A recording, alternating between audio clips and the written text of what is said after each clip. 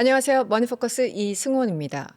보통 탈북이라고 하면 북한을 빠져나오는 순간, 그 순간까지를 떠올리실 텐데요. 그런데 누군가를 남겨두고 온 사람들에게는 그게 끝이 아니라 또 다른 시작입니다. 오늘은 그 이야기의 주인공 김강우 작가님을 모시고 자세한 이야기 들어보도록 하겠습니다. 어서 오세요. 안녕하십니까? 네. 제가 오늘 작가님 만나 뵙기 전에 네. 이전에 출연하셨던 유튜브를 찾아봤는데 네. 말씀을 너무 잘하시는 거예요. 그래서 이분이 어떤 분인가 좀 찾아봤는데 심지어 오늘 책까지 나왔어요. 네. 네. 그래서 오늘 할 얘기가 참 많아 보이는데 먼저 자기소개 좀 네. 부탁드리겠습니다. 네, 안녕하십니까? 저는 북한에서 태어나서 2016년까지 22살 되던 나이에 자유를 찾아서 대한민국으로 이사를 오게 된 김강우라고 합니다. 반갑습니다. 네. 네. 제가 이제 작가님이라고 부를게요. 네. 네. 아직은 낯설지만. 이거 책 쓰시느라고 너무너무 고생을 하셨을 텐데 아, 언제 쓰신 감사합니다. 거예요? 사실 책은 이제 어릴 적부터 꿈이 글을 작가? 전문으로 쓰는 종군 작가였습니다. 꿈이 어. 군인을 하고 싶었어가지고 아, 네. 그래서 틈틈이 뭐 시를 적거나 수필을 적거나 이제 그런 글 쓰는 걸 좋아했었는데 그래서 소설을 적고 있었는데 마침 좋은 제안을 주셔가지고 네. 쓰게 되었습니다. 그렇군요. 그럼 이게 첫 번째 책인가요? 인생 네, 첫 번째 책? 맞습니다. 첫 번째 책입니다. 와, 그래도 이 종군 기자 뭐 이런 걸 네. 꿈꾸다가 자서전을 쓰게 될 줄이야. 사람 네. 삶은 진짜 예측하기가 참 어렵습니다. 맞습니다. 네. 사실 이제 많이 보신 분들은 왜냐면은 뭐 500만 뷰, 뭐 600만 뷰 나와서 이미 김 작가님에 대해서 아시는 분은 많은 걸 알고 계시고 또 모르는 분은 전혀 모르고 이게 굉장히 좀 네. 간극이 있어요. 사실은 2016년 22살 되던 해에 탈북을 하셨는데 다시 어머님을 뵈러 다시 북한에 들어간 그 사연이었지 않습니까? 네. 그런데 한번 이렇게 나오셨다가 다시 북한에 들어가는 경우는 왕왕 있었는데 스토리가 완전히 다른 차원이더라고요. 아. 그래서 제가 아무리 생각해도 이건 영화 같아가지고 이제 만나야 되겠다 이분을 생각을 하고 감사합니다. 있었어요. 그 전에 제가 이것 좀 여쭤보겠습니다. 일단 한국에 오신 지 10년 됐는데 딱 네. 10년 됐는데 어떻게 지내고 계십니까? 저 현재는 이제 국민대학교 정치외교학과에 재학 중이고요. 지금 막 4학년 1학기를 금방 마쳐가지고 이제 네.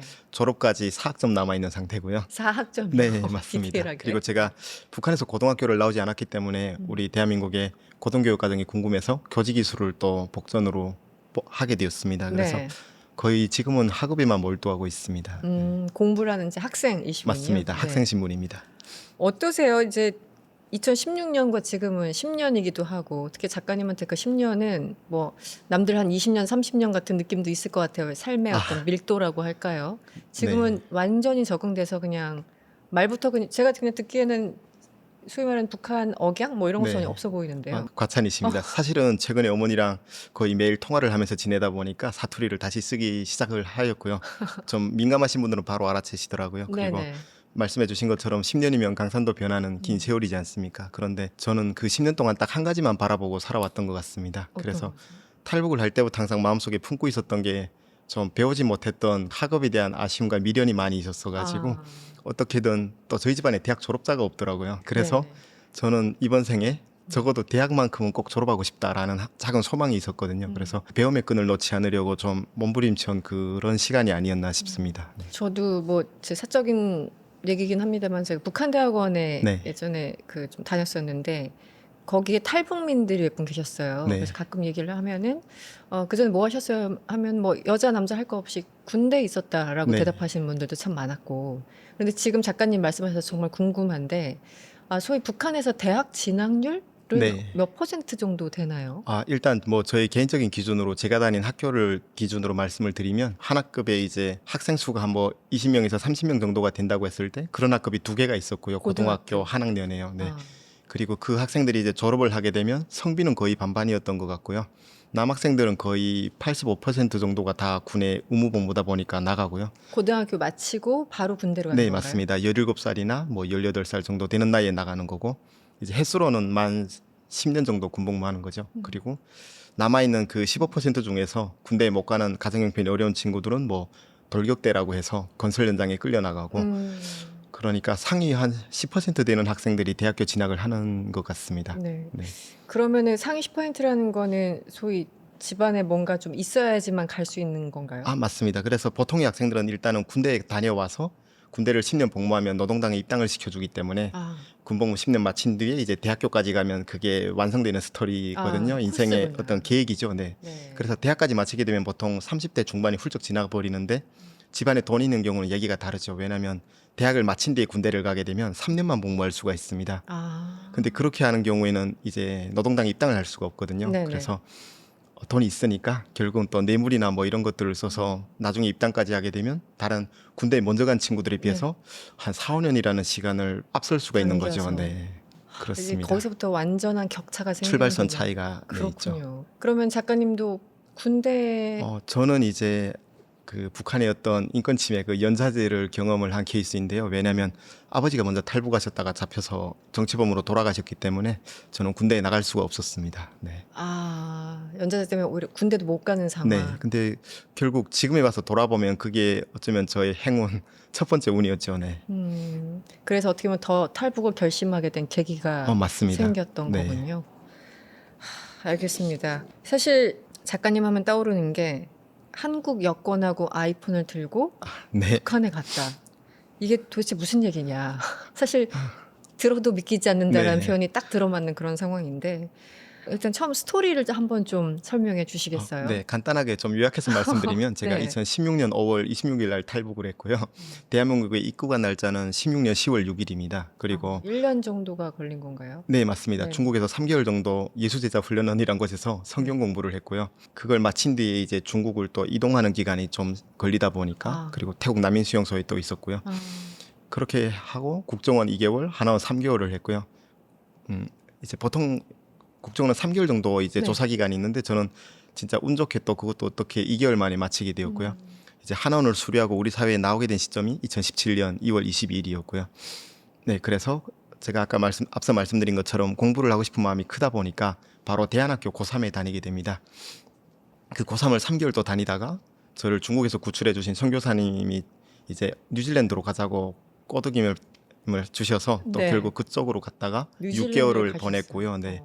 그곳에서 6개월을 지내면서 제가 어머니를 모셔와야겠다는 생각을 하게 되었고요. 왜냐하면 공부를 5, 6년 하다 보면 어머니가 그동안 살아계실지 아니면 병에 걸리실지 뭐 알 수가 없는 부분이니까 학업을 미루더라도 어머니 모셔와야겠다 이제 그런 결심을 하게 되었고요. 그때부터 일을 시작해서 돈을 모아서 2019년 4월쯤 다 준비가 되었고요. 네. 그래서 2019년 5월 10일인가 11일인가 제가 영길공항으로 출국을 했습니다. 네. 그곳에 갔던 이유는 제가 처음부터 북한에 건너가려고 어떤 계획을 했던 것이 아니라 네. 강을 건너는 어머니가 조금이라도 저를 보시면 좀 안심도 되시고 음. 뭐 예측할 수 없는 어떤 돌발 상황이 생겼을 때 제가 좀 현장에 있어야 대처를 쉽게 할 수 있지 않을까라는 생각으로 갔고요. 그런데 뭐 브로커가 약속도 잘 못 지키고 또 어머니도 탈북을 망설이시면서 그 과정에 많은 일이 있었거든요. 그래서 네. 제가 결국은 아이폰과 여권을 들고 들어갔는데 이게 믿기지 않는다고 하셨는데 제가 지금 생각해봐도 되게 블랙 코미디 같은 되게 우픈 상황이거든요. 왜냐하면 그 저희 고향인 해사시 맞은편 길림성 장백현에는 제가 아는 사람이 없습니다. 그래서 숙소를 잡고 있었는데 여권을 맡길 곳이 마땅치가 않았던 거죠. 그리고 압록강변 어딘가에 여권을 숨겨놓는다고 하면 제가 다시 북한에 들어갔다 어머니 모시고 나왔을 때 어느 곳으로 찾기가- 넘어올지 그렇죠. 모르겠고 네, 또 아무튼 여권을 못 찾는 경우가 발생할 수도 있기 때문에 아니면 또 다른 누군가의 눈에 띌 수도 있고 네, 결국 그래서 몸에 지니고 가기로 결심했습니다. 네. 그러면 참 궁금한 게 한 10가지가 순간적으로 네. 쏟아지는데 어쨌든 뉴질랜드까지 가서 이제 어머니가 계속 생각이 날 수밖에 없었고 네. 혹시 외아들이신가요? 네, 맞습니다. 정말 외동입니다. 어머님 혼자 계신 거네요. 네. 그러면 더군다나 아버지 그 사건도 있었기 때문에 계속 이렇게 와치를 하고 있는 더군다나 아들까지 또 탈북을 했으니까 어머님은 굉장히 고립된 상황에서 사셨을 것 맞습니다. 같네요. 그래서 더 하루라도 빨리 가고 싶은 생각이 들었을 거고. 그리고 또 제가 처음 탈북할 때에는 어머니에게 3년만 기다려달라고 이제 막연한 약속을 드렸었는데 어쩌면 제가 16년 5월에 탈북을 했는데 그러네요. 19년 5월쯤 되니까 이제 브로커도 만나게 되고 네네. 금액도 어느 정도 모아서 딱 약속된 그 3년이라는 3년이. 시점이 와서 저희 직감에는 그냥 강력하게 끌려가지고 거부할 수가 없었습니다. 네. 진짜 이 말로 다 설명이 안 되는데 정말 효자시네요. 아닙니다. 사실은 이게 약간 두렵기도 하고 사실 생존 문제이기 때문에 네. 가족이 있어도 다시 그렇게 들어간다는 게 쉬운 일이 아닌데. 근데 원래 네. 저 항상 그런 짤막짤막한 글 읽는 거 되게 좋아하는데 음, 그 보면 원폭대랑 동물들도 이제 자기 새끼는 지키려고 막 다 불 그렇지. 속에서도 덮어주지 않습니까? 근데 저도 인간이라면 누구나 저와 같은 상황에서 똑같은 선택을 했을 거라고 생각이 들었고요. 어쩌면 그 책을 쓰게 된 계기점도 네. 그런 생각에서 시작하게 된 것 같습니다. 음. 많은 분들이 저를 효자라고 칭찬해 주시는데 그분들도 저와 같은 시점에 그런 상황에 놓이게 되면 과연 어떤 선택을 할까? 그게 일단 궁금한 첫 번째였었고요. 네. 네. 그러면 보통 이제 브로커들의 어떤 도움을 많이 받잖아요. 네. 이제 탈북하실 때도 마찬가지였고. 네. 그런데 2019년에 어머님 만나러 이제 어머님을 구출하겠다, 어머님을 이제 서울로 모시고 있겠다라고 네. 생각할 때 브로커한테 일방적으로 맡길 수도 있었을 텐데 그게 거기서 뭔가 어그러진 건가요? 맞습니다. 처음부터? 사실은 브로커에게 다 맡긴 상황이었고요. 네네. 그리고 그 브로커분의 아들 저에겐 형이었는데 그 형과도 좋은 관계를 유지하고 있었기 때문에 뭐 감시하는 차원에서 갔던 건 전혀 아니고요. 네. 그냥 일이 어떻게 진척이 되는지 또 궁금하니까. 네, 담은 1분 1초라도 빨리 어머니를 만나고 싶은 마음에 이제 가게 되었던 겁니다. 네. 그런데 왜 어긋났어요? 브로커 그래서- 갑자기 사라졌어요? 아니 그 브로커가 배신한 건 아니고요. 이제 북한의 그 국경 경비대를 매수한 건데 그 군인들의 경비 상황이 계속 변하다 보니까 아. 이분들도 그것까지는 어떻게 컨트롤이 안 되기 때문에 계속 약속된 시점에 그런 날짜에 어머니를 강을 못 넘겨준 거죠. 그 약속이 두 번이 불이행이 되면서 이제 네. 저도 신뢰가 깨졌다기보다는 그냥 불안함이 더 그렇죠. 커졌죠. 네. 그럼 당연히 이제 브로커가 약속한 이날에는 내가 어떻게 뭐 매수를 해서 들어가겠다. 그 시점에 어머님은 이제 날짜를 기억하고 계시고 그 날짜에 맞습니다. 어디서 만나기로 했다. 요런 이게 과정인가요? 어려운 게 제가 브로커랑도 연락을 해야 되고 제가 중국에서 고용한 브로커들도 데리고 있고 네. 또 어머니와도 연락을 해야 되기 때문에 이 삼각관계가 딱 맞물려 떨어져야 되니까 그렇죠. 어느 한쪽이라도 틀어지는 경우에 그 상황은 대비할 수가 없기 때문에 네, 그래서 그런 긴박한 과정들을 책에 잘 묘사해서 적어두었습니다. 그렇군요. 네. 여러분 이 책을 꼭 보셔야지만 당시 어떤 상황이었는지 감이 좀 잡히실 것 같습니다. 사실은 탈북이라는 상황을 우리는 뭐 영화로도 많이 보고 이제 네. 스토리 많이 듣긴 하지만 사실은 그거를 경험하지 못한 사람은 감이 안다고 말씀을 드리기가 참 어렵거든요. 그 긴박한 긴장되는 순간. 그래서 힘드셨을 거라 생각이 들고 그래서 어쨌든 어머님은 브로커의 어떤 신호를 기다리고 있었는데 하여튼 네. 계속 이제 경비 상황이 변하고 브로커도 날짜를 못 지키고 어머님은 그냥 마냥 기다리게 되는 맞습니다. 상황이었네요. 그래서 어머니가 약속을 제가 사람을 보내서 데리고 나오겠다라고 했는데 두 번이나 약속한 날짜에 안 제가 되니까. 네, 어머니 데리러 사람을 못 보내니까 불안해지기 시작한 거죠. 네. 그래서 아까 설명하신 것처럼 어디 맡길 데도 없어가지고 이제 맞습니다. 여권 들고 아이폰 들고 들어갔다. 그리고 사실 결정적인 계기가 있는데 그렇게 약속이 이행이 되지 않고 나서 어머니랑 통화를 했는데 어머니가 다음에 내가 가면 안 되겠니라는 말씀을 하셨고 그래서 저는 어머니에게 그건 절대 안 된다고 내가 여기까지 오는데 3년이 걸렸다고 이제 말씀을 드리는 와중에 통화가 끊긴 겁니다. 그래서 사실은 중국 휴대폰이 선불폰이다 보니까 통화 요금이 떨어져서 끊긴 건데 저는 그 순간에 그 불안함, 어머니를 잃을지도 모른다는 그 두려움 때문에 결국 이제 넘지 말아야 될 선을 넘은 거죠. 네. 어찌 보면. 네. 근데 이 질문 한 100번 들으셨겠는데 네. 어떻게 들어갔어요? 그 아. 경비를 뚫고? 사실 가야만 하는 이유가 있다 보니까 무조건 가야겠다고 결심을 하고 난 뒤부터는 쉬웠습니다. 이제 그 결심을 하기까지의 과정에 한 서너 시간이라는 오후 3시쯤 통화가 끊겼고 제가 강을 도강한 게 6시 30분쯤이다 보니까 그 3시간 정도의 시간이 진짜 길게 느껴졌고 그럼요. 이게 과연 맞는 선택인가에 대해서 저는 이제 좀 계획형이거든요. 네네. 지금 시대로 얘기하면 그 MBTI로 얘기하면 ENTJ라서 그 완전 대문자 J라서 저는 네. 계획이 그 틀어지는 걸 못 견디거든요. 네. 그래서 그런 돌발 상황에서는 너무 준비가 안 되어 있었던 네네. 거죠. 그래서 그냥 제가 할 수 있었던 거라고는 만약 건너갔다 오면 어떻게 되는지에 대한 거, 네, 제가 살아왔을 때의 경우 법적 처벌을 어떻게 받는지 그리고 넘을 때의 계획도 뭐 세우긴 했지만 그건 또 상황이랑 그럼요. 네, 예측을 네. 할 수가 없다 보니까 네, 그래서 이제 도강을 했고 네. 그 도강을 하고 거기서부터 어머님 그 계신 그 집까지는 얼마나 걸려요? 걸어서 가면 1시간 30분 거리고요. 1시간. 네, 아주 그렇게 멀진 않군요. 맞습니다. 네. 사실 어머니가 살고 있던 집과 압록강으로 직선거리로 따지면 한 15분도 안 걸리는 거리였고요. 아 그렇습니까? 네, 제가 근데 해산시 중심으로 건너가다 보니까 조금 네네. 집이 좀 교외 느낌으로 떨어져 있었거든요. 네. 그래서 일단 도강했어요. 네, 그리고 어머님 집으로 1시간 반 걸어서 혹은 뛰어서 그냥 네. 바로 직진하신 거예요? 아니요, 그 건너다가 군인에게 발각이 되었죠.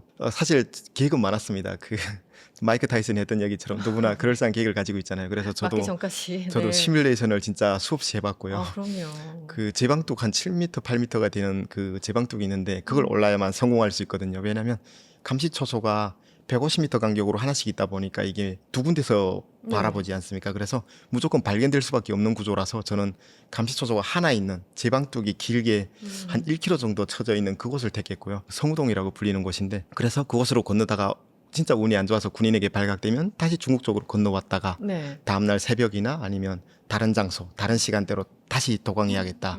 이런 생각을 가지고 있었는데 제가 이제 건너다가 군인에게 발각되었을 때에는 제 시야 앞에 총구가 들어오니까 몸이 굳어서 안 움직이는 거예요. 네. 아유, 그리고 네. 그때 마침 그 김정은이 막 압록강가에 뭐 접근하면 사살해도 좋고 이런 네네. 막 그런 얘기를 할 때였어가지고 그때 19년. 네네. 네, 총에 맞을지도 모른다는 생각을 잠깐 했었습니다. 그럼요. 그래서 어떻게 됐습니까? 군인에게 이제 체포가 됐습니까? 아니요, 검문을 받았죠. 그래서 네. 이제 그 친구가 저의 짐을 막 뒤졌고 초코파이랑 뭐 막 가방에서 나왔었고요. 그 여권을 제가 비닐에 싸서 그 가방 안에 넣었었는데 가방 밑에 있었고 핸드폰은 제 허리에 묶어 있었거든요. 그리고 네네. 팔에도 사실 칼도 긴 게 있었는데 그 군인이 저를 총으로 개머리판으로 가격하고 막 짐을 뒤질 때에도 그냥 머릿속에 한 가지 생각이었죠. 어떻게 갈 것인가. 그냥 도망칠 건지 군인을 제압할 건지 이제 그런 생각들이 있었고 뭐 근데 아무리 생각을 많이 해봤자 행동을 하는 것보다는 못한 거니까 네, 결국 여권이 딱 떨어지는 순간 그냥 저도 모르게 네, 군인을 잡아 넘어뜨리고 몸싸움을 했고 네, 제압하게 되었습니다. 아, 제압하고 네, 그래서 네. 거기에 여권만 챙기고 나머지는 다 가방에 넣어서 강물에 던져버렸었고요. 네, 그리고 이동한 곳이 집까지 갔습니다. 집까지. 바로 네, 그런데 그 사건이 일어나면 누군가가 쫓아올 것 같은데 맞습니다. 그런 상황은 없었나요? 그 사실 그 초소를 이제 넘어서 담을 넘었더니 사람들이 막 퇴근 시간대였고요. 네네. 저녁 한 8시 정도였던 조금 것 늦은 같은데, 시간이네. 네.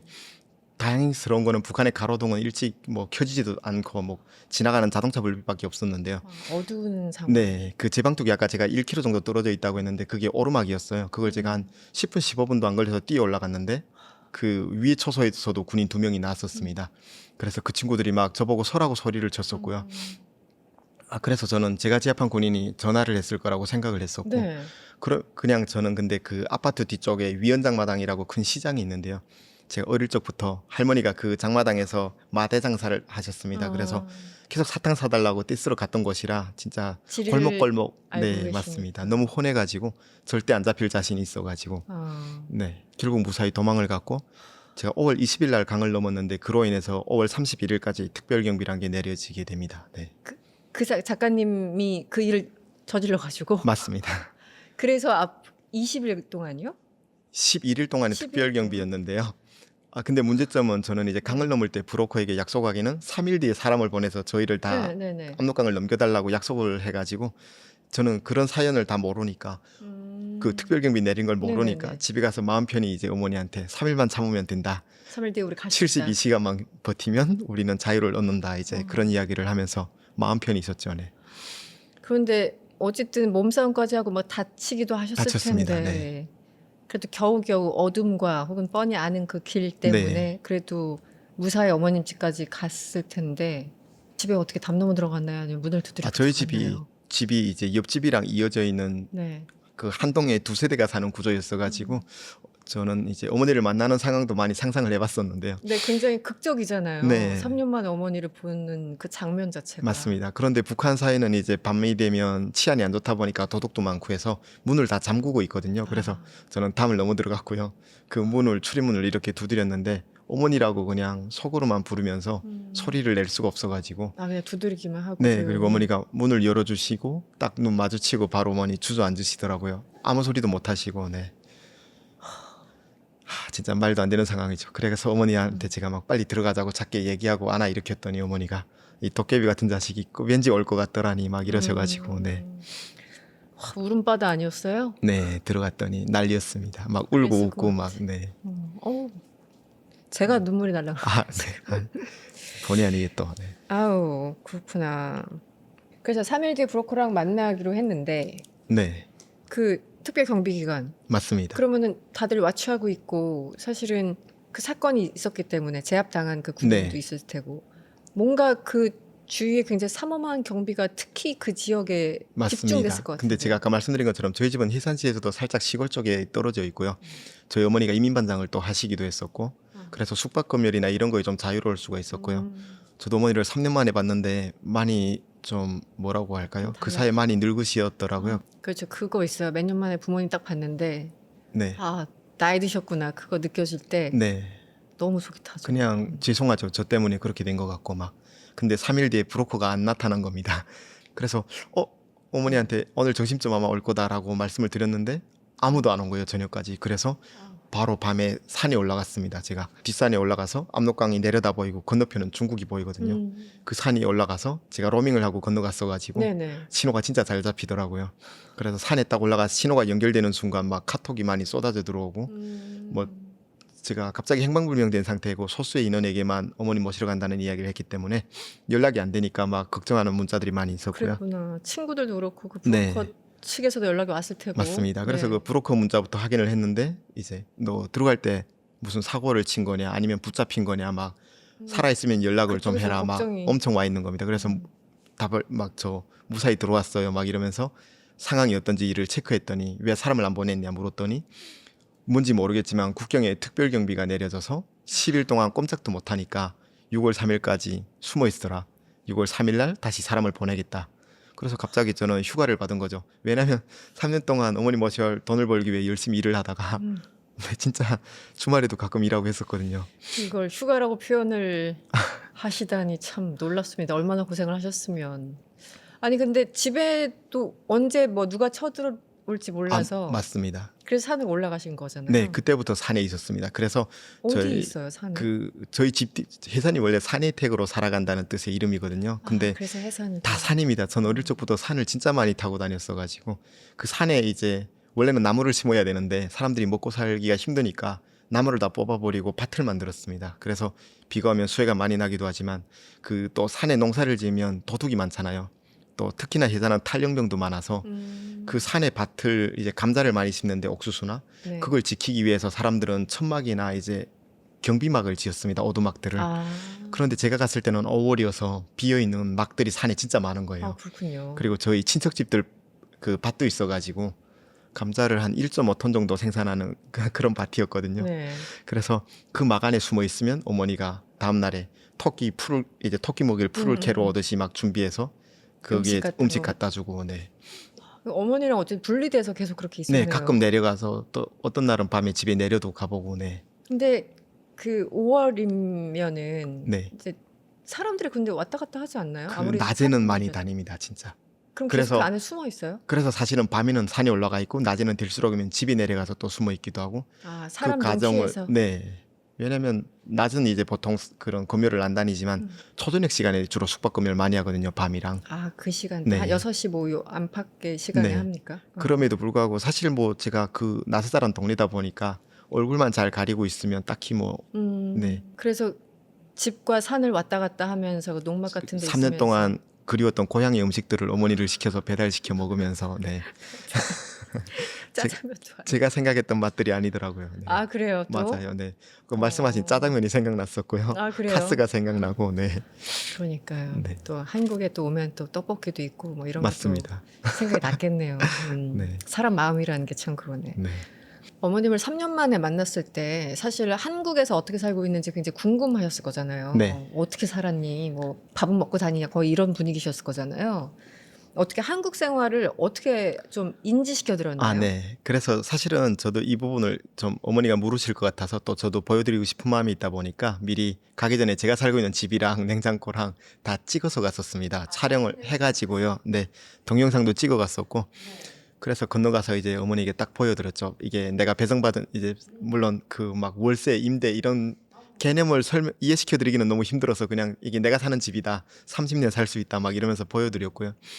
그리고 그 제일 자랑하고 싶었던 부분이 사실 샤워할 수 있는 부분과 항상 수도가 끊기지 않는 거 있잖아요. 북한에는 샤워의 개념이 거의 없었다 보니까 그래서 매일 샤워할 수 있다라는 걸 이제 자랑하고 싶었고요. 그리고 도물 찬물이 온수가 나와. 네, 서로 이렇게 반대 방향으로 열면 네, 나온다고 했는데 어머니가 이제 뻥치지 말라고 내가 아무리 무식해도 그 정도 말이 안 되는 건 안다 막 이러시면서 안 믿어주시더라고요.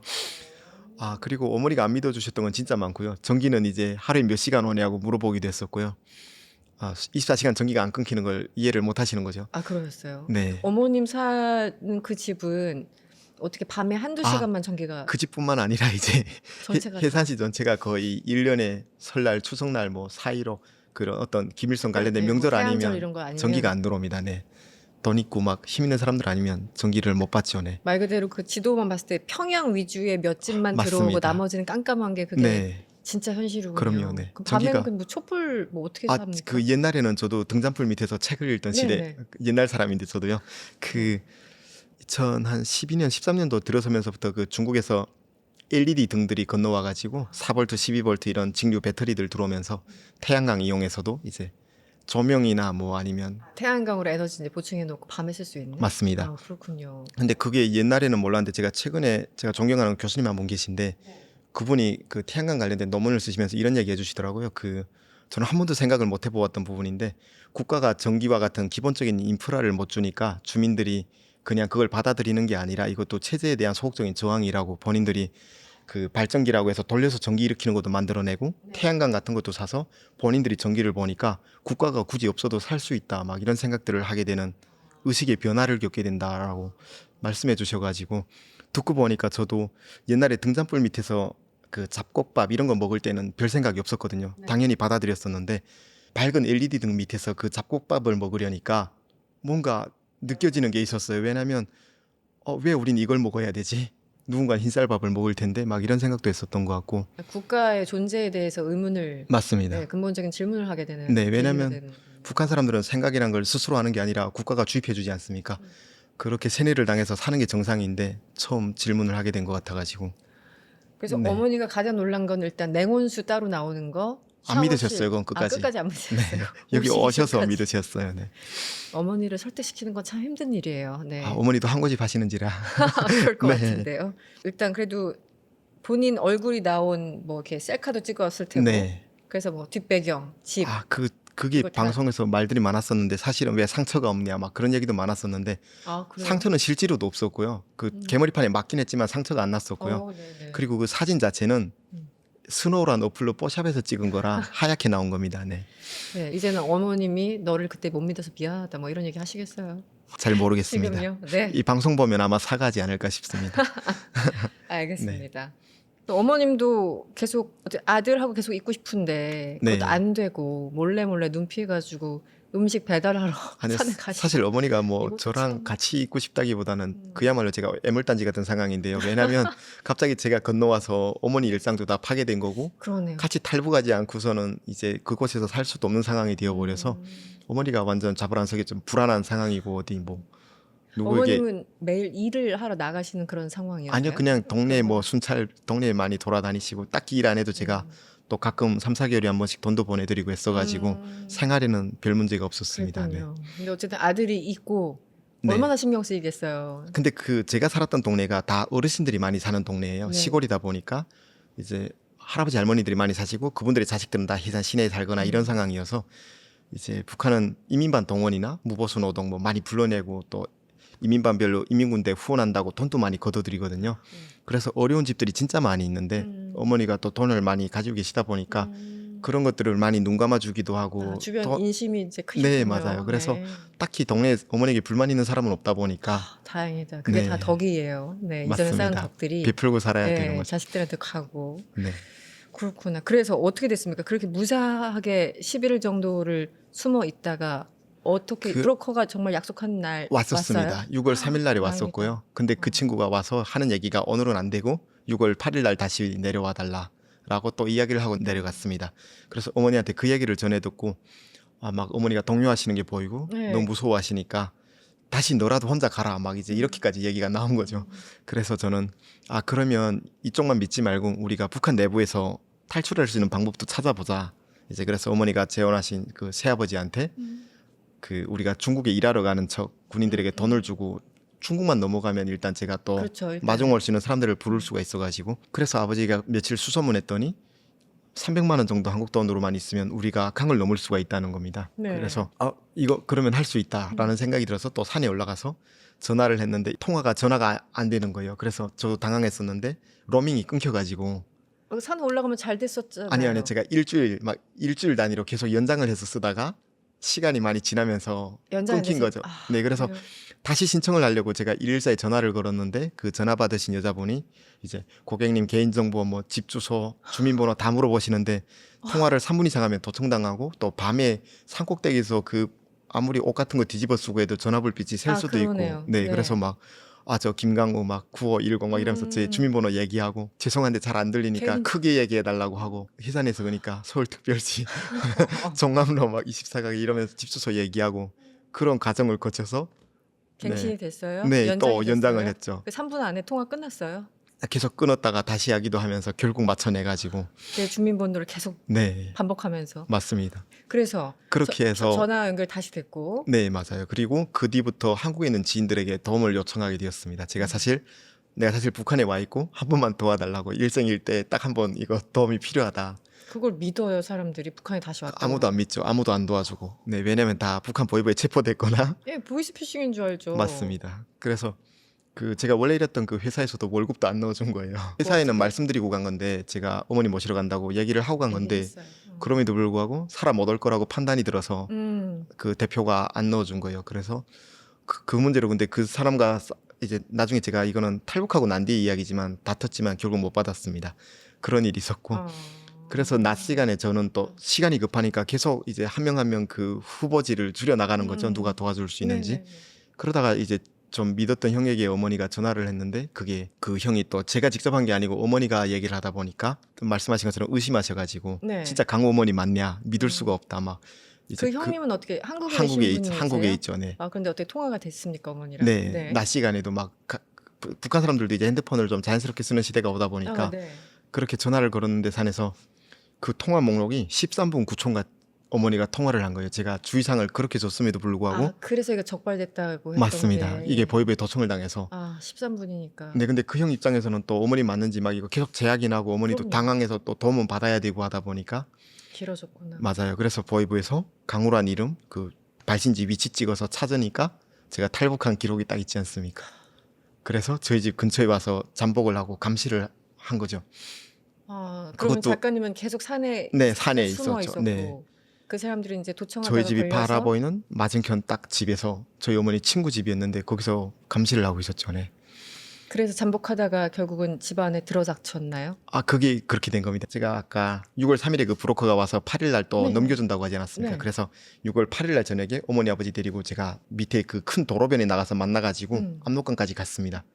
가셨어요, 압록강까지? 네, 갔죠. 그래서 탈북을 했으면 되는데 그날 또 갑자기 뭔가 누군가 뭐 검열이 내려왔는지 순번이 바뀌었는지 또 못하게 된 거죠. 그 브로커랑은 진짜 뭐가 안 맞아가지고 계속 그러네.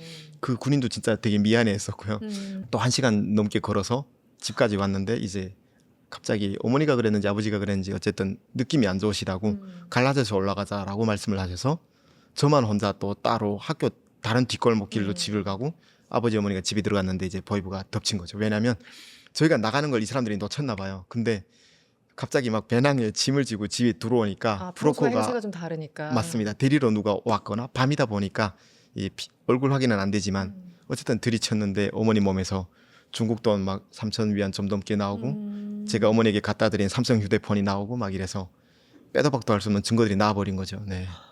그래서 어떻게 됐어요? 그날 그래서 사실은 동네에 친척집이 있었어요. 네, 제가 네. 그 집에 들어갔는데 가까운 할머니가 곳에 있었다고. 네 친척분이 너네 집에 지금 막 사람들 막 소리도 크고 손전등 불빛이 왔다 갔다 하고 난리다. 그래서 그분한테 빨리 집에 가보라고 하고 이제 막 그러는데 그 집에도 이제 보위부가 들어온 거죠. 아, 그 친척집에. 이민반장에 또 다른 사람 데리고 와가지고 음. 집수색을 좀 하겠다. 보위부입니다. 이제 막 그러길래 그냥 박차고 나와서 담을 넘어서 도망갔고요. 산을 막 뛰어오르고 있는데 네. 북한산에 나무가 없어가지고 그 보위부 요원들이 막 한 15명 정도가 왔었거든요. 그래서 걔네가 손전등 막 비추니까 산이 다 보이는 거예요. 숨을 나무가 데도 없으니까 없고요. 숨을 데가 네, 없네요. 그래서 제가 산중턱까지 올라갔더니 얘네가 따라 올라오는 건 포기하고 어머니랑 아버지를 그 밑에 산 밑에 있는 학교 뒷마당으로 끌고 와서 이제 구타를 하기 시작한 거죠. 아, 그래서 너무 잔인하다. 네, 저는 그 순간에는 진짜 이성을 다 잃어버리고 그 냉정함을 아예 잃어버려가지고 그럼요. 어머니 비명 소리가 들리니까 이게 멘탈이 나가서 아 내려가 싸우다 죽어야겠다 이제 그 생각밖에 없고요. 돌멩이 막 찾아들고 내려오고 있는데 그 군인들이 아마 그러니까 저 집에 친척집에 있다 도망간 애가 누구냐 아들 아니냐 막 이러고 때린 것 같아요. 그래서 어머니가 아 그건 내 아들 아니고 뭐 탈영병인데 불쌍해서 밥 주고 이제 그런 일이 가끔 있다 이제 막 이러시면서 그냥 내 아들 아니야 막 이 소리만 들리는 거예요. 그래서 일부러 들으라고 더 크게 얘기를 네, 하셨군요. 그때 정신 차렸죠. 내가 내려가서 저 10명 넘는 사람을 이길 수도 없을 뿐더러 화풀이 날 수 있겠지만 결국 저희 가문이 다 끝장나는 일이니까. 그래서 그냥 주저앉아서 눈물 막 처음으로 태어나서 울었어요. 저 친아버지 돌아가셨을 때도 안 울었었거든요. 근데 그 무기력함이 너무 화가 나가지고, 그리고 걔네가 결국 새벽 시간에 아버지랑 어머니 잡아갔어요. 차에 실어가지고. 그 차량이 사라진 다음에도 저는 한동안 멍하니 앉아 있었는데, 왜냐면 어머니 구하러 들어왔다가 보이부에 넘겨준 꼴이 되어버려가지고, 그 좌절감과 네, 무력감이 앞으로 어떻게 해야 될지에 대한 판단도 아예 안 서고 막 엄청 신을 원망하면서, 네. 그러다가 겨우 정신을 차리고 보니까 새벽 3시 30분쯤 되었습니다.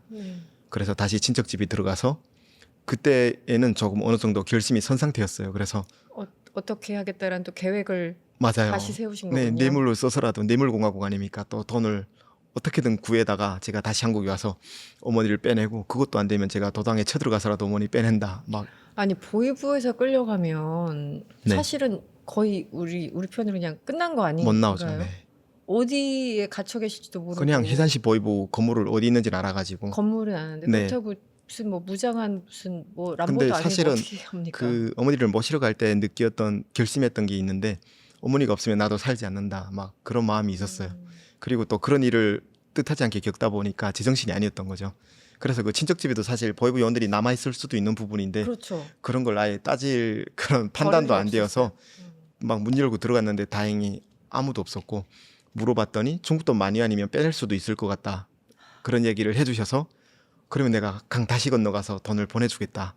어떻게든 좀 어머니를 살려달라고 부탁하고 이제 압록강까지 다시 뛰어갔습니다. 압록강에 딱 도착하니까 새벽 5시쯤 되는데 날이 다 혼하게 밝았고 군인들이 총 들고 이제 압록강가를 순찰하고 있어서 지금 같은 해산시. 잠도 안 자고 잠을 못 자죠. 네. 당연히. 그날 쭉 밤에 이어진 있은 일이면 상황이잖아요. 6월 9일이 된 거죠. 네. 그러니까 압록강까지 갔다가 없어서 왔는데 보이부가 이제 잠복하고 있다가 부모님들 맞습니다. 자꾸 구타하고 본인은 이제 산에 있다가 다시 친척집 가고 이게 쭉 연결된 네, 쭉 이어져 온 거죠. 6월 8일 날부터 갑자기. 네, 그래서 네. 그날부터 해산 시내를 이제 방황하기 시작한 거죠. 막 집에도 못 들어가고. 네, 머리도 갈색으로 딱 염색하고 막 귀걸이는 뽑고 막. 네. 왜냐면 북에서는 그런 것들을 못하게 하니까 그에 대한 반항으로 저는 우리나라 남한사에 왔을 때 다 했었거든요. 제일 먼저 한 게 맞아요. 그겁니까? 네, 소극적인 저항이죠. 근데 그런 것들이 또 방해가 되잖아요. 그래서 그냥 모자 쓰고 다니는데도 불구하고 이제 해산 시내를 방황하고 다니는데 배도 엄청 고프더라고요. 그럼요. 그리고 잠도 잘 못 자가지고 네네. 그 길에서 고등학교 때 여동생도 만나고 막 이랬었는데 그 친구가 그 얘기 해주더라고요. 너 머리 그 색깔 이렇게 하고 다니면 붙잡혀 간다. 여기서 그렇게 머리 기른 사람도 없을 뿐더러 너무 염색도 피한다. 안 된다, 남자가. 네, 그런 얘기도 해주고. 그래서 친척집이나 아니면 계속 또 그 농막에서 계속 아니요, 주무신 그 동네는 거예요? 못 갔습니다. 아예 왜냐면 못 가고? 발도 붙이면 안 될 것 같아서 그쪽은. 네, 그러네요. 진짜 그래서 다 아들만 찾고 있었을 테니까. 맞습니다. 보이부에서. 그래서 다른 동네에 살고 있는 뭐 예를 들면 어머니가 살면서 도움을 좀 많이 주셨던 친구분들이나 네. 그런 집들 찾아가서 도움을 요청하기도 하고 했는데 재워줄 수는 없다라고 해서 결국 그렇게 이틀을 보내고 길에서 제 고등학교 때 가까웠던 친구가 있는데 그 친구 어머님을 만났습니다. 그래서 우연하게. 네, 길에서 누군가 제 팔을 낚고채서 봤더니 그분이 막 너 왜 여기 있냐고 막 이러시면서. 왜냐면 그분은 제가 탈북한 걸까지만 알고 계셨고. 네, 저는 탈북할 때 가깝게 지냈던 친구 대여섯 명에게 찾아가서 부모님들에게 술도 따라드리고 남조선으로 인사를. 가겠다고 인사를 드렸었거든요. 그동안 네. 돌봐주셔서 감사했다라고 했고, 저희 집이 15살 때부터 좀 가난해졌는데 그 친구, 제가 인사를 드린 그 친구 부모님들 집에서 많이 잠도 자고 밥도 얻어먹고를 너무 많이 네. 했어가지고 네. 네, 그래서 그분들에게 말씀드리고 왔었습니다. 그래서 그냥 지나가도 바로 알아보셨군요. 그 네, 어머님이 우리 맞아요. 가문구나 이러면서. 그래서 그 집에 가서 잠도 자고 밥도 챙겨주셔서 밥도 먹고, 고마우시네요. 그 네. 어머님 말고 친구 아버님도 오셔가지고 막 숙박금을 마침 하고 있었는데 저녁에 친구 아버님이 내가 있는 한 이 집에 아무도 못 들어온다 막 이러시면서 든든하게. 든든해. 네. 그리고 그 친구 어머님이 나가서 뭐라고 하니까 안 들어오고 그 집에는. 네.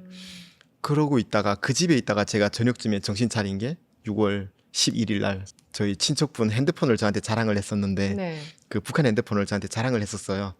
워낙 가난한 형편에서 살다 보니까 핸드폰 2대가 생겼는데 집안에 네, 네. 엄청 자랑하는 거예요. 그래서 제 아이포드랑 막 비교도 해보시면서 그 손전화라고 하는. 네, 맞아요. 그 번호가 기억이 나는 겁니다. 얼핏 봤었는데. 그래서 전화했어요. 네, 그 친구분 집에서 한국폰이랑은 연결이 안 되니까 친구분 집에서 그 집 전화기로 그거를. 전화를 걸었는데 딱 받은 거예요.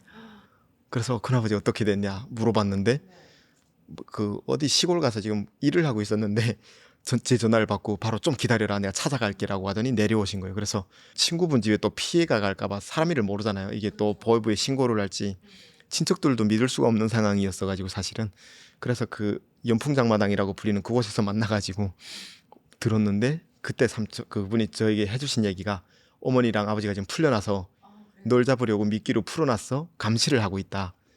동네 뒷산에도 오지 말고 빨리 넘어가서 다른 브로커를 보내서 빼내야 된다. 이게 마지막 기회다 이제 그 얘기를 해주신 겁니다.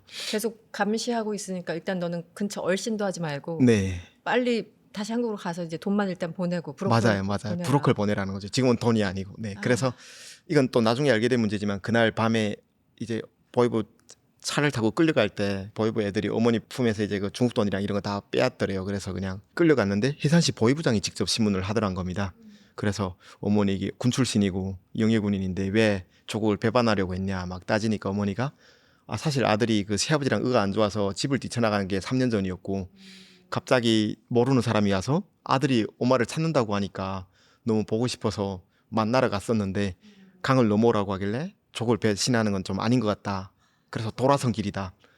근데 그렇게 우길 수밖에 없어요. 그러니까 또 어머니가 또 맷집이 좀 좋으시기도 하고 네. 굉장히 순발력 있게 대응을 하셨. 네, 살아남아야 되니까요. 그리고 그 아버지한테는 저 사람은 아무것도 모른다. 또 어머니는 최후 마지막까지 자신이 다 짊어지려고 또 일단 생각을 하신 것 같아요. 그랬더니 이제 그 보이부장이 빼앗은 돈을 다 돌려주고 휴대폰만 압수하고 돌아가라. 대신 그 아버지가 하루에 뭐 5번씩 숨어있는 보이부 요원에게 와서 보고를 해야 되고 너 아들의 그 소식을 전해준 브로커를 잡고 싶다 우리는. 네. 그래서 근데 어머니도 바보가 아닌 이상 그 브로커를 잡고 난 뒤에는 다 수용소에 보낼 걸 알고 계셔가지고 네 아무튼 그렇게 그런 상황이었습니다. 그래서 제가 그 친척분에게 얘기를 듣고 난 뒤에 그날 밤에 용기가 났어요. 사실 무서워서 저는 강을 못 넘어갔었던 건데 이틀 동안 어머니가 풀려났다는 얘기를 들으니까 제가 넘어왔던 곳으로 다시 넘어갈 수 있겠다 그런 자신감이 생긴 거죠. 그래서 그곳까지 이동을 해서 그 제방뚝 위에 다시 올라섰습니다. 밤에. 그 넘어왔던 그 방뚝에 다시 올라선 맞아요. 거예요. 그리고 제가 제압했던 군인이 보이는 그 초소 30m 거리였고요. 그리고 사람들이 다니는 것도 개의치 않고 그 뚝 위에 올라서 가지고 그 위에 철조망이 쳐져 있어요. 1m 높이로 T자 모양으로 된 게 있는데 그걸 이제 지그시 밟고 올라서서 내려다 보니까 막 그 시커먼 그 시푸른 그런 강물이 막 흐르고 있잖아요. 네네. 압록강. 근데 물이 좀 많이 줄어가지고 얕아져서 그 제가 뛰어내려야 되는 기슭에는 강물이 없는 거예요. 그 다 돌멩이들 이런 그런 밭이어가지고 그냥 기도를 했죠. 내가 제발 다리만 부러지지 않게 해달라고. 왜냐면 넘어가서 조금은 이동을 해야 되니까. 네. 그래서 조금만 버틸 수 있게 용기를 달라고 이제 그리고 어머니를 위해서 뛰어내리고 다행히 통증은 느꼈지만 뭐 그냥 물에 바로 뛰어들었고요. 아니 물이 별로 없었잖아요. 네, 그래서 그 돌박탕에 그냥 뛰어내려 굴러서 네. 그리고 사실 군인도 뭐 그때는 처음에 북한 들어갈 때는 군인이 군무서다가 초소 이탈해서 밥 먹으러 가는지 이런 거 감시를 했었거든요. 근데 다시 나올 때는 초소를 아예 신경을 안 쓴 이유가 뭐 발각되어도 총을 쏘아도 안 맞을 것 같고 그런 느낌이 있었습니다. 뭔가 이 초인적인 네, 멘탈리티라고 아드레날린이 할까, 분출되어가지고 네. 와. 그 운 좋게 근데 발견 안 되고 중국 쪽 건너왔고 좀 그래도 생각보다 덜 다치고. 네, 그냥 그래서 그렇게 진짜 이게 건너와서 어떻게 가능하지? 휴대폰을 이 뭐 아니 며칠 북한에서 22일을 있었습니다. 21일이요? 22일 동안. 22일이요? 네, 영화 제목으로 딱입니다. 그러네. 네, 진짜 무슨 영화 제목 같은데 20일. 네. 근데 지금 소위 말하는 엑기스만 얘기해 주신 거잖아요. 네. 그 순간순간에 뭐 맞습니다. 갈등과 고민과 막 약간 자포자기야 이런 걸 다 지우고 지금 저한테 스토리만 딱 얘기해 맞아요. 주셨는데 저는 지금 계속 온몸에 막 힘이 그 들어가지고 굳어지신 게 보이긴 네. 하는데 그래서 내가 왜 이렇게 땀이 나지? 막 그러고 제가 있어요. 그 22일 동안의 기록을 시간 분 초 단위로 다 적어야 되잖아요. 그걸 이런 CDR로 구원했는데 막 이만큼 되더라고요. 그래서 그 많은 걸 계속 반복해서 제가 한때 이야기를 했었고 네. 대단하시다. 결국 살아서 압록강을 건넌 다음에 어떻게 그곳에서 됐어요? 하룻밤을 잤고요. 네. 다음날 아침에 택시를 타고 연길까지 갔습니다. 그리고 제가 중국에 건너와서 전화를 했더니 도움을 주는 친구들이 많더라고요. 그래서 연길공항에서 이제 비행기 타고 한국으로 들어오려고 했는데 또 중국 비자가 만료가 된 겁니다. 아, 저는 왜 자꾸 뭐가 만료되고 한 달 이내면 다 모든 일이 끝날 네. 줄 알았는데 제가 중국에서도 준비를 좀 보름 넘게 했었고 북한에 22일 있다 보니까 시간이 너무나 지연됐네요. 네, 거의 2달 정도의 시간이 흐르고 연결공항에서 그 검문을 하는 거 있지 않습니까? 네네네. 한 4-5번은 안 걸리고 들어갔는데 마지막에 어떻게 공안들이 막 둘러싸고 막 뭐라 하는 거예요. 뭐 요즘도 그 공안들은 계속 이렇게 소위 말하는 탈북자 있으면 바로 아, 그쵸, 북송합니까? 그쵸. 그래서 저는 아. 머릿속에 내가 사고를 많이 치고 왔으니까 북한에서 의뢰해서 잡으러 온 건가 막 이런 생각도 들고 해서 일단 뿌리치고 나와가지고 공항 밖에 나와서 갈 데가 없더라고요. 그래서 네이버에 막 검색을 했더니 심양시, 선양시에 있는 그 한국 대사관에 가서 비자 갱신해야 된다는 거예요. 아, 근데 비자 갱신. 연길에서 선양까지 진짜 멀어요. 네. 진짜. 어떻게 가? 그래서 도저히 갈 수가 없는 거예요. 돈도 네. 떨어지고. 중국이 얼마나 넓은데요. 네, 그래서 네. 그 진짜 검색을 철두철미 엄청 열심히 해서 찾아낸 게 출입경 관리국이란 곳에 한번 가서 얘기해 볼 필요가 있다는 거예요. 출입경 관리국이면 어디? 중국에 있는 그 연길에 있는 곳에 가서. 아, 네네. 그래서 찾아가서 이제 번역기에다가 나 한국 사람인데 조선족 경관을 불러달라. 어. 그래서 2명이 왔더라고요. 근데 저는 그분들이 제 이야기 들어줄 줄 알았는데 바로 붙잡아 쳐놓고 여권 이런 거 다 확인해 보더니 한 3일 정도 그곳에서 조사를 받았어요. 왜 중국에 왔고 중국에 오면 숙박 등록 같은 걸 해야 되는데 거기도 맞아요, 맞아요. 네. 제가 기록이 아무것도 없는 거예요. 중국에 5월 11일 날 들어왔는데 아무 기록이 없다가 한국 여권은 어떻게 됐죠? 여권 있죠. 여권 여권은 있는데 있었어요. 비자가 만료된 만료돼서. 거니까 여권의 효력이 없죠 지금은. 그래서 그때 이제 뭐 잔머리를 굴릴 수밖에 없잖아요. 그래서 제가 사실 한국에 살고 있는 고아인데 아버지가 연길에 친아버지가 있다는 어떤 소문을 듣고 찾으러 왔던 거다. 그리고 돈이 없어서 이런 벤치나 이런 데서 잠을 잤다. 네, 근데 왜 그럼 장백현에 나갔냐? 가는 길에 공안에 그 초소에서 여권을 도장을 찍었었거든요. 단속 걸려서. 그래서 그 아버지 소식을 아는 사람이 그쪽으로 갔다고 해서 찾으러 갔다가 허탕치고 돌아오는 길이었고 지금 이렇게 비자가 만료돼서 곤란한 상황이다. 도움을 요청했죠. 그랬더니 그 조선족 경관분이 그때 하필 운이 안 좋을 때다 보니까 탈북민 한송이 씨가 그 조선족은 개새끼다 발언을 해가지고 막 중국이 막 들끓고 있던 때였어요. 조선족들이 다 격분해서 탈북민들 다 잡아 북송시키고 막 이럴 때여가지고 진짜 타이밍이 너무 안 좋았던 거죠. 근데 제가 만났던 그 조선족 경관분이 제 아버지보다 조금 나이가 많아 보이셨는데 그분이 진짜 고마운 분이신 게 제 이야기를 듣고 난 뒤에 휴대폰도 돌려주고 근처에 데리고 나가서 이제 숙소를 잡아주신 뒤에 저녁마다 식사를 갖다 주시더라고요.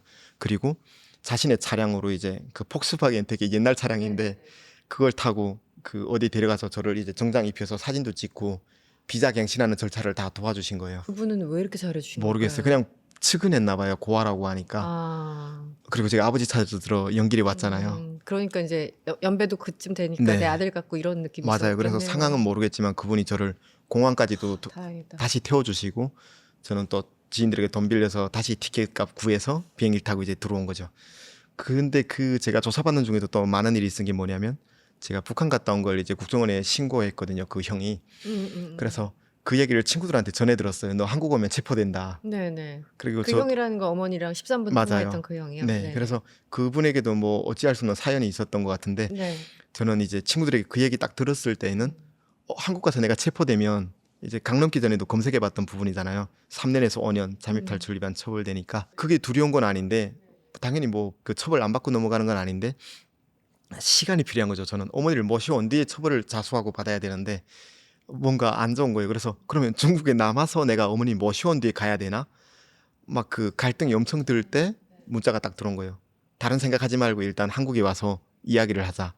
그 국정원에서 이제 국정원에서. 네, 그분이 제가 한국에 혹시나 안 들어올까봐 그런 문자를 했다고 하더라고요. 그래서 저는 이제 북한에 갔다 온 적 없습니다. 이제 그분이 북한에 갔다 온 거 알고 있다고 문자가 왔길래 그런 적 없습니다. 이제 여행하고 있습니다라고 답을 보냈는데 괜찮다고 방법이 다 있으니까 이야기해보자고 그러더라고요. 그래서 저를 불구속으로 일단 처음에 조사를 해주셔가지고 그분 덕분에 제가 어머니를 모셔올 수가 있었던 거죠. 그분이 구속을 시켰으면 아마 어머니가 못 오셨을 거예요. 네. 그래서 바로 어쨌든 국정원 직원으로부터 얘기하자라는 얘기를 듣고 6월 15일 날 한국으로 한국으로 들어오고요. 오셨어요. 네. 다시. 그래서 그리고 저는- 바로 국정원 직원이 공항에 아니죠. 있던가요? 저는 공항에서 드라마틱하게 영화를 너무 많이 봐가지고 체포하는 줄 알았습니다. 그래서 네. 그 막 그럴 수 있죠. 고생한 차림으로 잡히고 싶지가 않은 거예요. 머리도 엄청 길고 이래서 무조건 여기선 도망쳐서 집에 갔다가 좀 씻고 멀끔한- 머리도 자르고 잡혀야겠다. 그 생각을 나의 했는데 외모는 소중하니까. 공항이 너무 조용한 거예요. 아무도 네. 저에게 관심이 없는 거예요. 그래서 무슨 김포 인천공항으로 인천공항. 들어왔어요. 아무도 나한테 관심이 없어. 나 네. 체포될 거라고 생각하고 있었는데 맞아요. 아니었어. 마음의 준비를 했었는데 그래서 네. 공항 버스 타고 집에 와서 이제 짐 이제 씻고 나서 동네 나가서 머리도 자르고 이제 그러고 긴장이 풀려서 잠들었죠. 다음날 새벽에 막 사이렌 울리고 이제 저희 아파트 갑자기 급습하고 이제 그 당신의 몸과 당신의 재산을 수색하겠다 이런 영장 2장 들고 와서 딱 보여주고 막 국정원에서 왔네. 네, 경찰들 그 보안 수사팀인가 대동해서 새벽에. 예, 카메라들 막 들어오고 다 설치하고 막 아, 네, 그때부터 지옥이 시작됐죠. 이제 조사도 빡세게 받았고 그 바로 이제 체포돼서 네, 제가 저질렀던 일들에 대해서 이제 쭉 처벌받는 다 시간이죠. 얘기하셨어요? 아니요.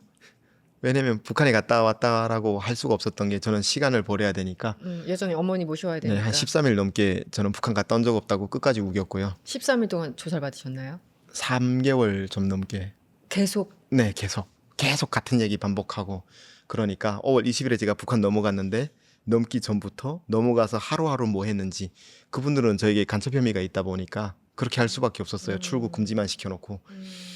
근데 그분이 저에게 그 협상을 딱 잘하신 게 계속 북한에 갔다 온 사실을 부인하면 이제 구속해서 조사할 거고 만약 증거가 불충분해서 풀려날 수는 있을지라도 어머니를 못 모셔온다. 근데 네가 혐의를 인정하면 네. 뭐 형벌을 받게 되더라도 그 불구속으로 조사를 해줄 테니까 어머니 모셔올 수 있다. 그렇게 네. 제안이 왔군요. 그래서 저희가 고민을 해봤는데 6월 15일에 한국에 들어왔는데 어머니가 6월 26일 날 탈북하셨어요. 26일 날. 네, 그래서 저는 그 와중에도 계속 어머니랑 그 브로커들과 연락을 했고 처음에 브로커가 본인이 일처리를 못하니까 다른 친구 브로커를 또 소개해줘서 그 두 번째 브로커가 제가 조사받는데 막 찾아서 각서도 받아가고 어머니 모시면 돈을 갚겠다 막 이런 거. 근데 그분이 결국 어머니를 저희 집이 감시하고 있다는 걸 다 알고 있음에도 불구하고 군인들을 보내서 점심쯤에 빡빡이 머리 군인들이 가서 어머니 아버지 빼내가지고 해산시를 벗어나서 이제 완전 시골에 이제 어머니를 피신시켜 준 거죠. 그런 상태에서 저에게 각서 받으러 온 거죠. 그래서 제가 돈을 갚을 의지가 있는 걸 확인하고 탈북을 또 시켜주신 겁니다. 그리고 기독교 도움 받아서 아버지 어머니도 이제 탈북해 오는 이제 중국에서 이제 오는데도 한 3, 4개월 걸리는 이제 태국까지 와야 되니까 그래서 그런 중에 제가 계속 조사받고 있는 거예요. 저는. 그러면 집에 못 가고 그냥 거기서 이제 아니요, 집에도 왔다 갔다 왔다 하기도 갔다 하면서 하고 조사를 네. 받으신 거예요? 네, 그냥 그 제가 종암동에 살았는데 종암경찰서 방을 하나 아예 이분들이 자리를 잡고 저만 이제 그 안에 갇혀서 계속 조사받았죠. 그래서 다 이제 얘기는 하신 네, 거네요. 어머니가 이제 넘어온 다음에 바로 얘기했죠. 그랬더니 그러면 편하게 왔다 갔다 하면서 지내라라고 해서 네. 그 제가 여기서 헷갈리는 게 네. 그 딜이라고 표현하기 그렇다. 제안이 왔다고 했잖아요. 네. 계속 부인할 경우는 구속할 수밖에 없다. 네. 시인할 경우에는 뭐 불구속 상태. 네. 근데 그때가 이제 어머니는 아직 그 북한에 계실. 네, 맞아요. 그래서 지금 마음은 어머니가 어딘가로 좀 안전한 곳으로 이동한 다음에 내가 실토하지만 그 전에는 실토하면 맞습니다. 안 돼. 그걸로 버티신 거군요. 네, 그리고 그분한테는 증거가 있었어요. 빼박 증거가. 제가 북한에 갔다는. 어떤? 저는 이제 GPS만 생각을 했었는데 제 GPS가 해산으로 찍혔잖아요. 북한으로. 그것만 생각했는데 그 형한테 제가 13분 통화하고 난 뒤에 한번 전화를 더 했었거든요. 형 나 북한인데 진짜 한 번만 도와줘 막 이런 거. 그걸 다 녹음해서 증거로 제출을 한 거죠. 그래서 사실은 버텼어도 무조건 처벌을 받을 수밖에 없는 상황이었습니다. 네, 그리고 저도 자수를 할 마음이 처음부터 있었기 때문에 네. 어머니만 오시면 저는 뭐 네. 3년 징역 살 마음으로 갔던 거라. 네. 그냥 어떻게 됐어요? 그래서 어머니도 무사히 오시게 되었고 저는 결국 이 얘기가 또 조금 복잡하긴 한데 그 브로커에게 갑자기 빚을 졌잖아요. 처음에 돈을 많이 날리면서. 그래서 그 브로커가 2,200만 원을 요구했는데 저에게 그 돈이 없다 보니까 저는 대출 받아서라도 빨리 그 브로커와의 관계를 끝내고 싶었어요. 그리고 그렇게 해야 어머니가 왠지 더 무사히 빨리 올 것 같아서 그래서 대출을 검색해 봤는데 제 폰에 그 보이스피싱 문자들이 와 있었어요. 뭐 농협은행 뭐 무슨 은행 대출 뭐 금리 싸게 대출 해준다고 봤는데 저는 은행인 줄 착각하고 그 안에 들어가서 계속 대출 신청하고 있었던 거죠. 그래서 얘네가 제 신용등급이 안 좋으니까 그 2,200만 원이 안 나오는데 그 편법이 있다. 저에게 돈을 넣어줄 테니까 그 돈을 제가 인출해서 자기 은행 직원들이 오면 주면 대출을 해줄 수 있다. 그걸 뭐 대여섯 번 반복한 뒤에 뭐 대포 통장 같은 거 맞아요. 만들어라 이런 맞아요. 건가요? 근데 저는 그걸 이해할 정도가 아니었던 거죠. 그때는 그때 제정신이 아니기도 했고 네. 조사받고 막 어머니는 이동 중이라 마음이 급하니까. 그래서 무작정 신청을 했고요. 아, 그래서 제 통장에 갑자기 돈이 들어왔는데 1,500만 원이 그걸 인출해서 받으러 온 직원이 은행 직원이라고 들었는데 50대 아저씨가 온 거예요. 그래서 뭔가 이상하다고 느끼면서도 또 저도 일을 하고 있을 때 회사에 있을 때여서 그냥 줘서 보냈어요. 직원이 그냥 회사로 찾아왔어요? 은행 직원을 이제 돈을 받아가야 된다고. 자기가 은행 직원이라고 밝히고 맞아요. 뭐 얘기 된 거니까. 네. 근데 근데 그냥 어떤 그때 제가 아저씨가 그 돈을 주지 말고 신고했으면 진짜 다르게 흘러갔을 텐데 정신이 없다 보니까 보내버리고 저녁에 이제 동생들 밥 사주느라고 딱 긁었는데 카드가 정지당해 있는 거예요. 그때 이제 제가 당한 걸 알았죠. 네. 그래서 그것도 그 보이스피싱범들을 한테 제가 멘탈이 털려가지고 아 얘네 잡아 무조건 죽여야 되겠다 막 이 생각밖에 없었어요. 그래서 네. 그 걔네한테 저녁에 전화로 막 이거 통장 다 정지당했고 지금 사기친 거 같은데 어떻게 된 거냐 막 이랬더니 이제 순순히 실토하더라고요. 자기들 일을 하고 있는 건데 어쩔 수가 없다 이런 식으로. 그래서 그럼 만나서 얘기하자라고 했더니 네. 그 지들 만나고 싶으면 지들 시키는 돈을 아까 그 돈 받아간 사람처럼 받아오면 만나준다.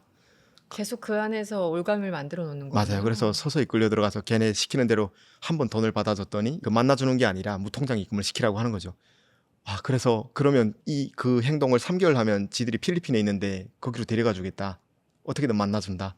근데 멈출 수가 없는 게 한 번 그 첫날 그걸 낚이고 나니까 네네. 이걸 경찰서에 뿌리겠다는 거예요. 이제 안 하면 저에게는 이제 선택의 여지가 아예 없어져 가지고 그런데 그건 진짜 보이스피싱 일방적으로 당하신 건데 네 신고를 그때라도 맞습니다. 그래서 이게 제가 너무 순진한 건가요? 저도 잘 모르겠습니다. 그때는 귀신에게 홀리기라도 한 것처럼.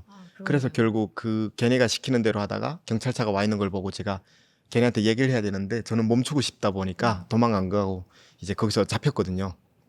사실 경찰들 와서 막 저를 붙잡을 때에도 뿌리치고 뛸까 말까도 생각이 들다가 그리고 사실 그게 그렇게 크게 처벌되는 줄도 몰랐습니다. 보이스피싱이 뭔지도 솔직히 잘 내가 몰랐었고요. 무슨 일을 하고 있는지 자체 네. 인식을 못해요. 그리고 저는 살면서 죄를 지은 적이 없기 때문에 네. 아무리 심각해도 집행유예를 받거나 뭐 그냥 풀려날 줄 알았습니다. 그래서 네네. 그랬는데 그냥 바로 이게 다 겹쳐가지고 구속이 된 거죠. 그러니까 결국은 그 보이스피싱 그 혐의로 구속이 된 거예요. 네, 그 순간에 어머님은 어디 계셨어요? 태국에 도착해 있었습니다. 그리고 그 브로커는 2,200만 원을 달라고 기다리고 펜딩하고 있었던 거고. 네네. 그래서 그 아, 브로커 이거 빚은 어떡해요. 제가 교정시설 그 옥살이를 다 마치고 난 뒤에 일을 해서 다 갚았고요. 브로커에게 진 빚은. 그리고 보이스피싱 이거 했던 네. 부분은 아직 못 갚아서 민사 상태로 남아 있고 법원에서는 그러니까 제가 그 피해자에게 갚아주고 보이스피싱범한테 제가 받으라고 하더라고요. 그래서 이거는 제가 짊어지고 가야 될 부분인 것 같고 보이스피싱범한테 어떻게 받아요? 그렇긴 한데 법이 그렇다고 하고 저도 잘못한 거 인정하니까 뭐 제가 사기친 건 아니지만 네. 아까 그 돈 받으러 갔다고 하는 그 분한테는 갚으셔야 되는 네, 그런 맞습니다. 상황이 되는 네. 거군요. 아 이게 참 복잡하네요. 네. 거기가. 그래서 결국 어떻게 됐죠? 어머니와 상봉은 그래서 언제? 어머니를 저는 사실 어머니를 한국에 모시는데 막 마트도 함께 가고 영화 보러도 다니고 싶고 네, 막 네. 그런 계획이 있었는데 그런 아주 평범한 어머니를 일상을 누리고 못 보게 된 싶었던 거죠 갑자기. 그래서 제가 10개월하고 14일 정도 갇혀 있었고요. 그 안에 있을 때도 국정원에서는 또 그 교도소까지 찾아와서 조사도 하고 그 와중에도요. 그리고 결국은 다 집행유예로 끝났죠. 네. 그래서 거의 1년이라는 시간을 또 그렇게 날리게 된 거죠. 비싼 경험을. 네. 비싼 거. 지금 뭔가 이게 삶을 완전히 통달하신 분의 아닙니다. 언어라고 할까? 지금은 다 지났으니까 이렇게 편하게 이야기할 수 있는데 그때는 거의 매일매일 죽고 싶을 만큼 힘들었고 사기를 당했다는 거에 그 부끄러움과 창피스러움이 아무에게도 얘기할 수 없고 그리고 이제 저는 항상 공부를 하려고 했던 이유도 어머니를 한국에 모셔왔을 때 좀 떳떳하게 일하는 모습을 보이고 싶었거든요. 그랬는데 결국 안 좋은 모습을 보여드리게 된 거잖아요. 그래서 그 부분에 너무 죄책감이 크다 보니까 네 하루하루 너무 힘들었습니다. 진짜 많이 반성했고 그 안에서 그리고 어머니가 어쨌든 오신 날이 그 한국에 오신 건 8월 말쯤이었고요. 8월 말쯤. 네 탈북하신 게 2019년 6월 26일이었고요. 그럼 이제 그때부터 다시 또 그분 부모님들은 또 국정원에서 3개월간 하나원 또 조사받고 제가 옥살이 하는 동안 그거 다 마치고 2020년 1월 말에 어머니가 나오고 2월 달에 아버지가 나왔거든요.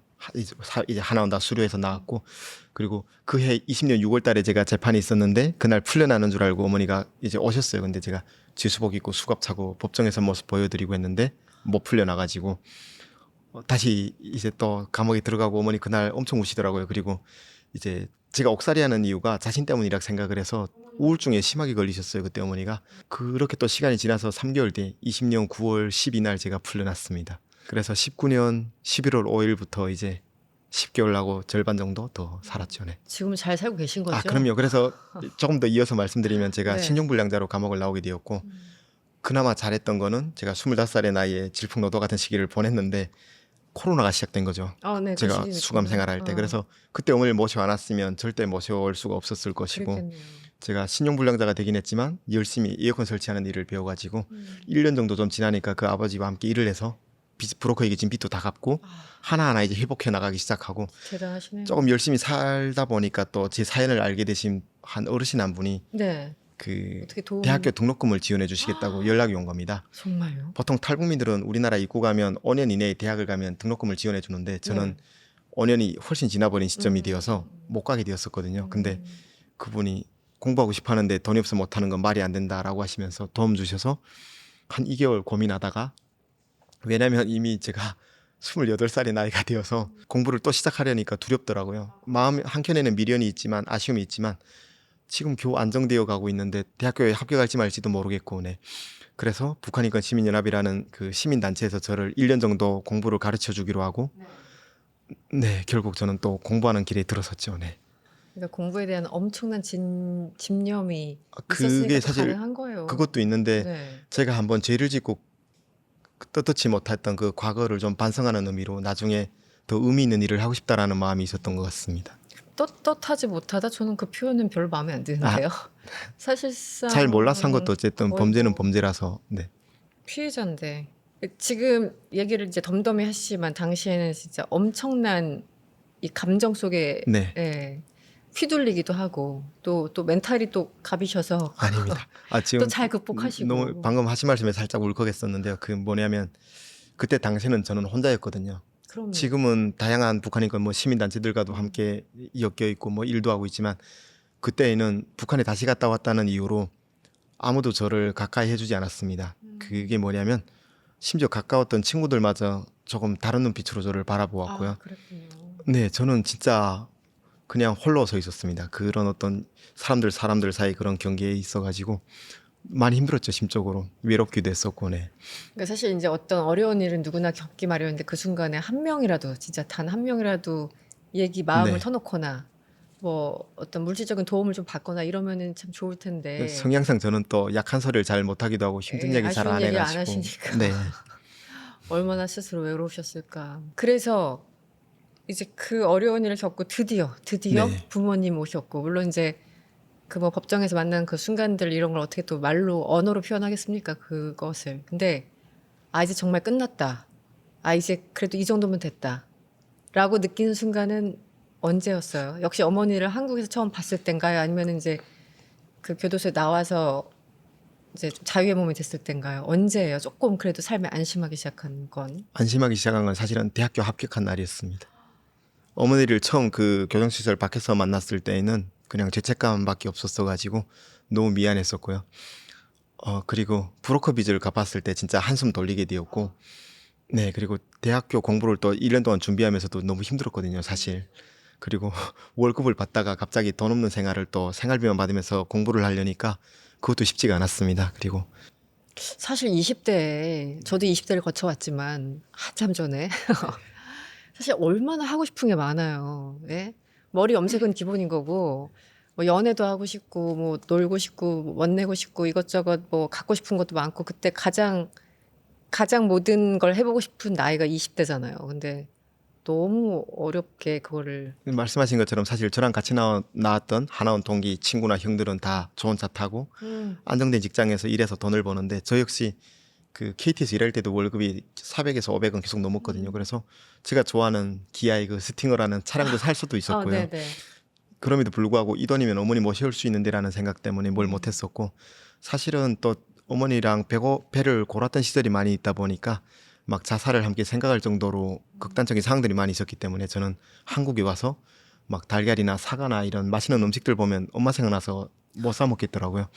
그런 과정들이 있었기 때문에 그런데 그 모든 순간 다 뭐 여러 가지 감정들이 있었지만 결국은 대학 합격증을 받는 순간 좀 다 이제 풀렸습니다. 이제 아예 내 인생은 다른 국면으로 넘어가고 있구나라는 네. 어떤 안도? 네.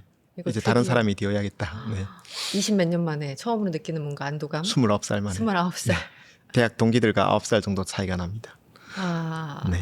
진짜 그 표현을 참 형언할 수 없는 그런. 근데 이게 저도 항상 나이가 들어서 공부하는 거에 대해서 안 좋게만 이제 공부하는 건 때가 있다 이제 이런 말씀들 많이 하시잖아요. 근데 오히려 저는 장점으로 다가왔던 부분이 조금 더 열심히 노력을 할 수가 있게 되고요. 네. 어린 친구들과 경쟁을 해야 되니까. 그리고 예전에 생각지 못했던 관점에서 좀 바라볼 수도 있는 것 좀 시야가 같고요. 넓어지죠. 네, 그리고 네. 그 친구들 학교 끝나서 막 이제 삼삼오오 무리지어서 술 마시러 갈 때 저는 이제 그때 현타를 느끼면서 아 집에 가 책을 보거나 공부를 해야겠다.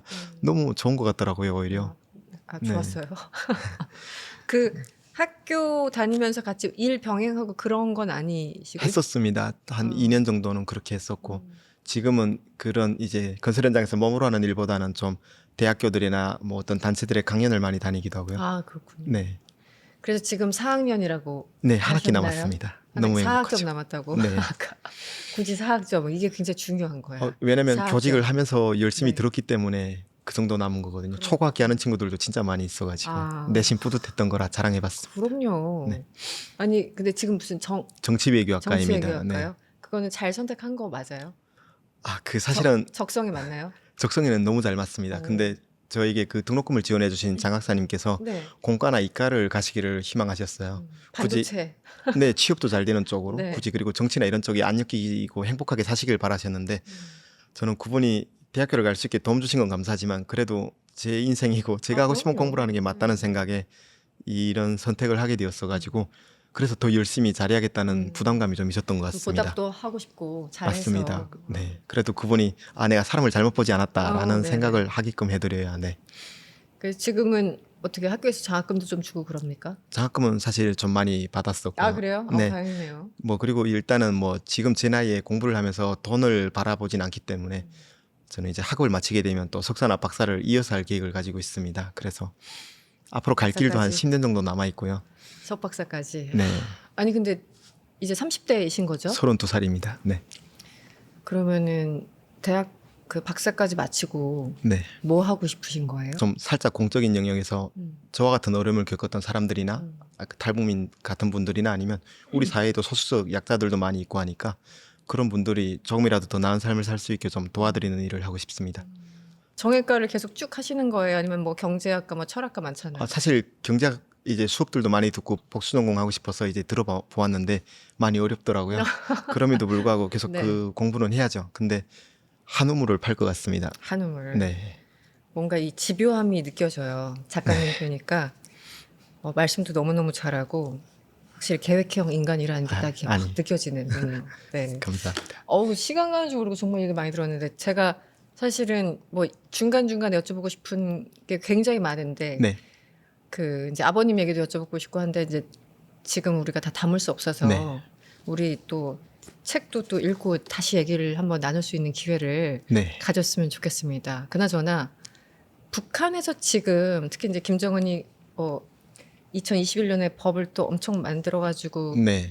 K 문화가 유입되는 걸 철저하게 막고 있잖아요. 반동문화 반동- 사상배급법인가 네, 맞아요. 뭐 네. 그런 것도 있고, 네. 그리고 굉장히 뭐 심하게 처벌한다는 네. 얘기도 듣고. 근데 북한에서 예를 들어 이런 우리 유튜브 네. 볼 수 있을까요? 지금 보는 사람들이? 근데 뭐 저처럼 한국 휴대폰이나 중국 휴대폰을 가지고 있는 사람이 있으면 볼 수 있겠지만 쉽진 않을 것 같습니다. 그럼 유튜브를 보는 중국 거는. 쪽하고 로밍이 되는 그런 폰을 갖고 있는 사람들은 볼 수는 있는 그러면 볼 수 있죠. 근데 사실은 뭐 꼭 굳이 그렇게 실시간으로 보진 않더라도 뭐 나중에. 기존에 녹화된 것들을 네. USB나 SD 카드를 통해서 볼 수는 있어가지고, 네. 볼 수 있군요. 네. 거기 계신 또 다른 김강우들에게 네. 무슨 얘기 하고 싶은지 마지막으로 좀 듣겠습니다. 네. 혼자 지옥을 좀 탈출한 것 같아서 미안한 마음과 항상 부재의식을 가지고 있었는데요. 그 친구들도 희망을 좀 잃지 말고 언젠가 한 번 더 하나 되는 날까지 꼭 살아 있었으면 좋겠습니다. 살아 있었으면 좋겠다. 네. 저는 돌아가기 위해서 열심히 준비하고 살아갈 테니까요. 언젠가 만나겠죠. 네. 통일되면 다시 네. 그 살던 집으로 가고 그럼요. 거기서 다시 거기 동네에 계셨던 그분들 이제 도움 주셨던 그분들 네. 다시 만나고 그것도 엄청난 꿈이네요. 네, 알겠습니다. 오늘 들으면서 제가 여러 번 울컥해가지고 제가 원래 아이. 목소리가 흔들리는 사람이 아니거든요. 그런데 오늘 여러 번 흔들렸어요. 네, 오늘 좋은 말씀 너무 감사하고요. 이 책을 꼭 읽고 또 만나 뵙도록 하겠습니다. 네, 지금까지 나의 지옥은 나를 죽이지 못했다의 저자 김강우 작가님과 함께했습니다. 오늘 고맙습니다. 네, 감사합니다.